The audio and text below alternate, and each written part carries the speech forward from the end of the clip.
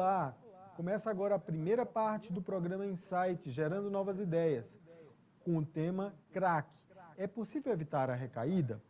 Meu nome é Luiz Gracindo e o objetivo do nosso programa, que é uma parceria da Rede São Paulo Saudável e o Comitê de Ética em Pesquisa da Secretaria Municipal de Saúde de São Paulo, é trazer pesquisadores, cientistas que estudaram o SUS, que vêm aqui dar uma devolutiva do resultado dessas pesquisas para o trabalhador da saúde. Você pode mandar suas perguntas para o nosso e-mail, canalprofissional@prefeitura.sp.gov.br ou através das nossas redes sociais. O uso do crack hoje é uma triste realidade do nosso município e muitas tentativas são feitas para o tratamento, acabam recaindo numa questão grave que é a dependência e as recaídas frequentes dos usuários de crack. Para falar um pouco desse tema, nós trouxemos a pesquisadora Solange Napo. A Solange ela é professora do curso de farmácia da Unifesp, de Diadema, e também da pós-graduação em medicina preventiva da Unifesp, sendo também pesquisadora do Centro Brasileiro de Informações sobre Drogas, o CEBRID. Como vai, Solange? Vou muito bem, muito obrigada pelo convite, um prazer imenso estar aqui. A Solange vai apresentar para a gente os resultados da sua pesquisa, motivos apontados por usuários de crack como desencadeadores de recaída e avaliação de fatores predisponentes que levam a esse quadro. Solange, vamos começar falando um pouco sobre o crack no Brasil. Por que é que, de repente, ele se tornou uma droga tão popular aqui, não apenas em São Paulo, mas já em diversas cidades do Brasil? Eu acho que tem dois fatores mais importantes característicos dessa droga, né? Aqui em São Paulo a gente tem essa droga desde o final de 80, comecinho de 90, ela veio e foi a primeira cidade onde ela se instalou e depois abriu para o resto do estado e mais tarde para outras capitais. E assim, as duas características básicas dela para se tornar tão popular, primeiro, sem dúvida, o preço, muito mais... Ela é barata, né? Ela era barata, Solange. quer dizer, é uma coisa um pouco mentirosa essa, né? Mas ela é barata por unidade, não é barata para se manter uma dependência, né? O usuário de crack usa muito mais droga, que crack é cocaína, ele usa muito mais droga do que os outros usuários de cocaína pelas outras vias, né? E então, o que era barato de início, a unidade, se eu comparar uma grama de pó com uma grama de pedra, sem dúvida, uma grama de pedra é muito mais barato que uma grama de pó. Porém, eu uso muito menos pó do que pedra. Então, essa diferença, esse desbalanço é que causa um preço, esse preço inicial barato acaba não se mantendo durante o uso dessa droga por um dependente. Fora isso, é a forma rápida em que os efeitos surgem, né? Entre todas as vias de uso da cocaína, né, que é a via aspirada, que é a via pulmonar, que é a via endovenosa e a via fumada, né, que é a via nasal, né, que é a via aspirada, e a via pulmonar, que é essa, que é do crack, que é a mais rápida, que os efeitos ditos prazerosos acontecem muito mais rapidamente. Então, isso, do ponto de vista do usuário, é extremamente importante, né? Ele utiliza a droga e ele não precisa esperar 15 ou 10 minutos, segundos ele já está sentindo o efeito. Isso faz com que a droga existam vários adeptos a ela, exatamente por esses dois fatores principais. Mas existe um conceito divulgado na mídia que o crack, inclusive, ele dá uma dependência que é instantânea. Primeira vez que você usa o crack, você já está dependente. É verdade isso ou é um pouco Olha, mistificação? Gracindo, quando essa droga surgiu no final de 80, como eu disse para você, a gente tinha muito pouco conhecimento dela. E o que a gente tinha de visão e de contato com os usuários que iniciavam Era exatamente isso, que ele utilizava a droga e num mês, 2 meses, ele já era um compulsivo e em 3 meses ele já era um dependente. Naquele momento, isso até tinha algum fundo de verdade, aliás, muita verdade, por conta de que aqui em São Paulo, a situação foi bem estranha da implantação do crack, né? Ele foi implantado assim por uma estratégia única do tráfico. O traficante se deixou e isso eu visitei em muitos locais, então posso te dizer que é uma verdade, as bocadas aqui de São Paulo deixaram de vender maconha, deixaram de vender qualquer outra droga. Então, aquele menino que ia numa bocada comprar maconha, pedia maconha e o dono da bocada, o traficante que lá estava, dizia, mas olha, eu não tenho, mas eu tenho uma droga nova aqui, que também você só fuma. E com isso ele instalou o crack involuntariamente. Ninguém ia lá para comprar o crack, iam lá para comprar outras drogas, e principalmente maconha. Tem várias falas e vários locais. Estratégia de mercado, infelizmente, Uma estratégia bem-sucedida. muito bem sucedida. Então, depois de um tempo, era venda casada. Eu levava crack, mas eu tinha que comprar maconha. Eu que comprava maconha, mas eu tinha que levar crack junto.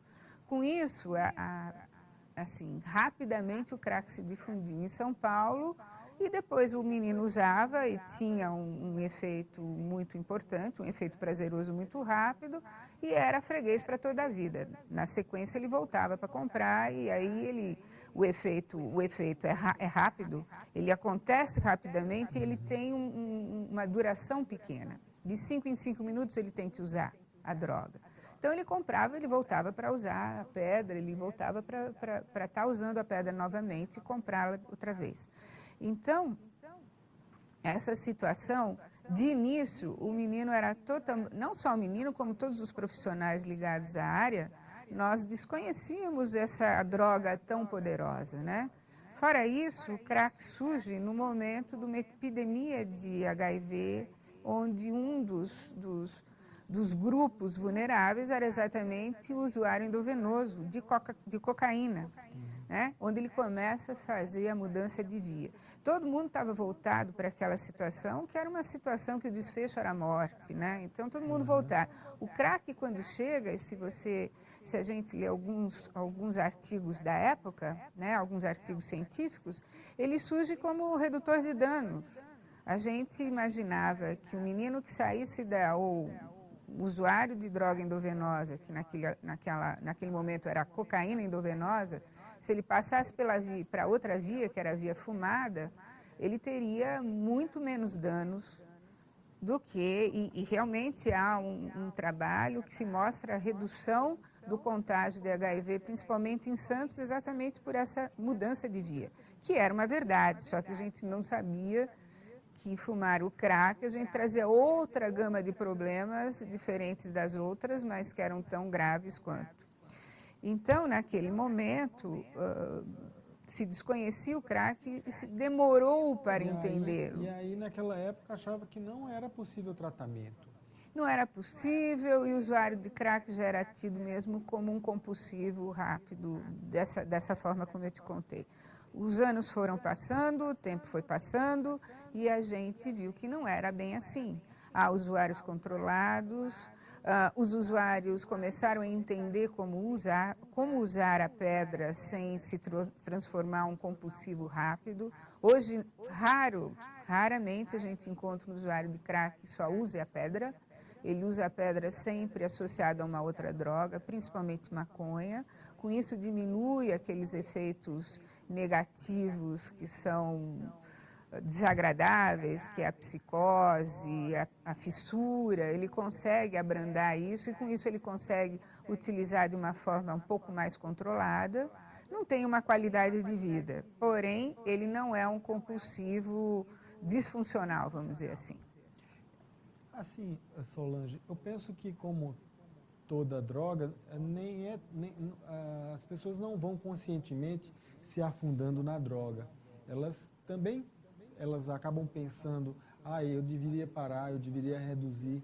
E aí entra numa situação, um usuário do crack, ele tem estratégias para tentar reduzir o uso da droga?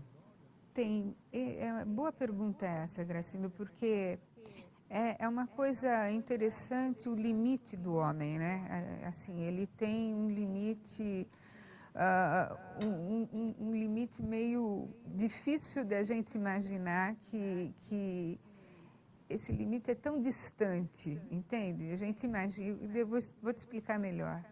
A gente seguiu alguns usuários de crack, não para esse trabalho Recaída, mas para um outro, e a gente imaginava o seguinte, que a hora que ele começasse a decair, que ele perdesse o seu status de vida, que ele perdesse família, que ele ficasse um moribundo aí na cidade, que ele perdesse tudo isso, ele falaria, agora eu vou parar.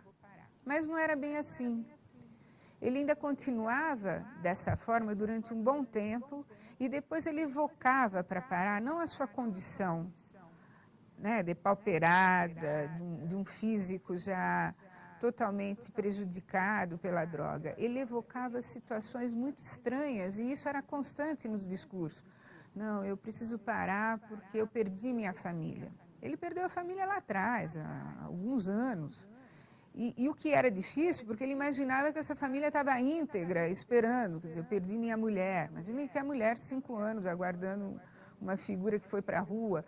Então, ele tinha, o que também é um complicador, porque quando ele volta, nada disso que ele idealizou está lá. Né? Ele acha que o mundo está diferente, essa mulher já não está mais. 5 anos chapado. Esse filho já entendeu que esse pai o abandonou, que é um pai desnaturado, que é um pai que usa droga. Então, essa situação que ele cria para voltar, que é forte, é bem forte.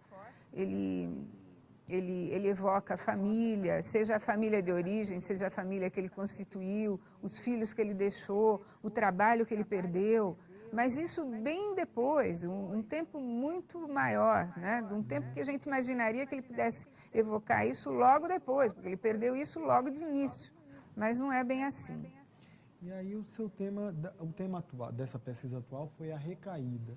A recaída, exatamente. Como é que vocês imaginaram estudar esse tema? Então, quando a gente começou a trabalhar com esse tema, a gente observou muito na leitura de artigos que o crack era uma das drogas que mais recaída causava. O que era recaída, né? Vamos explicar um pouquinho o que é recaída. O usuário passa por um tratamento e depois ele recai. O recai não é usar uma vez depois que ele está abstinente, ele alcança abstinência ou não, ele usa de forma controlada, hoje se aceita isso. Ele não é um usuário compulsivo, mas ele usa de forma controlada, ele está envolvido na sociedade, ele mantém emprego, ele mantém família, mas ele continua utilizando. Se aceita isso como um tratamento de sucesso. Como um tratamento de sucesso, que aliás é isso mesmo que a gente tem que aceitar. Isso é um tratamento de sucesso. O difícil, né? Um tratamento onde ele era um compulsivo e de um tempo pequeno, eu quero que ele seja um abstinente para sempre, né? Então, esse é um tratamento de sucesso, muito aceito em vários CAPS-AD. O CAPS-AD aceita essa situação, que é um tratamento de sucesso. Aliás, não é só o Brasil que aceita, isso já é uma prática em vários países. Então, a ideia, assim, ele passa a ser... Ele continua tendo uma vida social razoável e ele usa droga, no caso, crack. Tem um que usa álcool, tem outro que usa maconha, tem outro que usa outra droga, ele usa crack, mas de uma forma mais controlada, de uma forma não compulsiva, de uma forma não disfuncional, vamos dizer assim.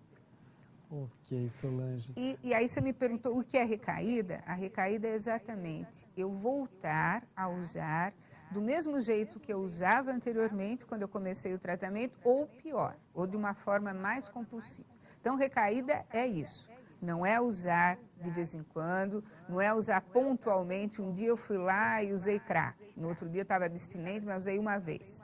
A gente não considerou esse fato como recaída, que, aliás, a definição de recaída é exatamente essa que eu estou lhe dizendo. É voltar a utilizar da forma compulsiva que eu usei quando eu iniciei o tratamento, ou de uma maneira até pior. Ok, Solange.